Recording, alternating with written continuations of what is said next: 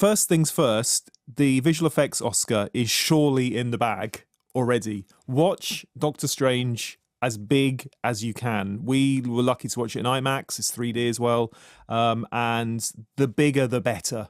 It is eye popping. I think actually though the main thing that I felt whilst watching the movie is a sense of familiarity, and I mean that mainly in a good way, but there's sort of some downsides to it as well. But it felt like very familiar Marvel territory. So we mentioned the Tony Stark comparisons, or Benedict Cumberbatch mentioned those, which you can see they're pretty clear, and it follows the recognised pattern of a lot of superhero origins movies. How did it all begin? The cause, the effect, and we are asked to believe that this is, like you said, the same world as the Avengers. They're referenced in the film. There's a bit of a few gags, little in jokes for the fans. And it slots in neatly. So you feel like when you watch Doctor Strange, you feel like you're on sort of safe and familiar ground. I suppose the downside to some of that is that there are chunks when it does feel a little too familiar. Ultimately, it is a superhero versus a bad guy movie. Some of the paths it treads are a little well worn. Even the effects, which are great, and like I said, watch them big, they're eye popping, they're amazing. But the mirror world that they inhabit in certain scenes, for example, which is when you see the buildings and the streets bend and wrap around each other and fold in on themselves, very impressive. You can't help but think of Inception or MC Escher, you know, the artist. You have seen things like this before. They're still impressive, but you have seen stuff like that before. Even The Matrix as well, which sprang to mind quite a lot throughout the film, because although the spiritual side of the storyline is very different to other Marvel stuff, it's not that far removed from some of the Matrix movies. And Keanu Reeves' character, there are certain elements that are similar to Stephen Strange.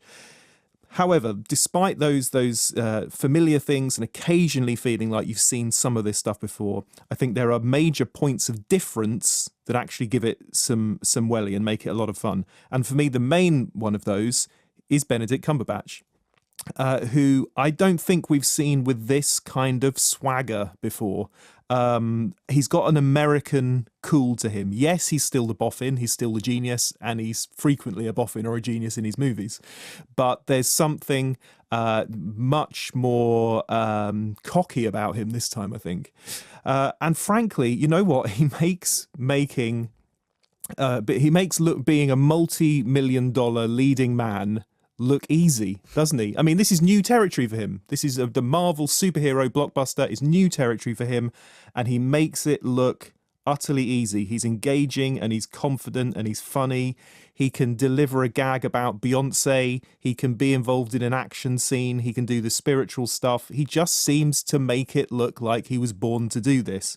And filmmakers have actually been trying to get a Doctor Strange movie off the ground for a long time, since the 80s really, and there's been many names mentioned over the years. I think more recently for this version they were saying, oh, it might be Joaquin Phoenix or it might be Patrick Dempsey or Ryan Gosling. You watch it and it could never have been anybody apart from Benedict Cumberbatch. It is a great bit of casting, and certainly for the first act of the film, so the first third of the film really, where it's him and it's Tilda Swinton and it's Chiwetel Ejiofor, Benedict Wong, who are all part of this group in Kathmandu, when they are the focus of the things, rather than perhaps the action scenes that come along later.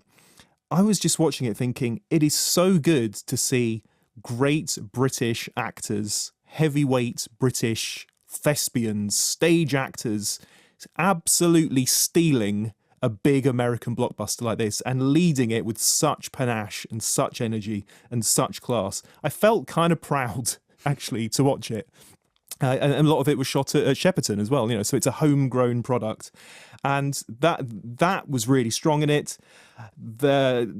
Also in that first act, you get a very trippy fantasy scene that's probably the trippiest thing I've seen since, you know, the Doug Trumbull stuff in 2001, which is just jaw-dropping. And I think when you combine that and you combine just how good the leads are in it, that's when it starts to move away from some of the other comic books and actually seems like something different.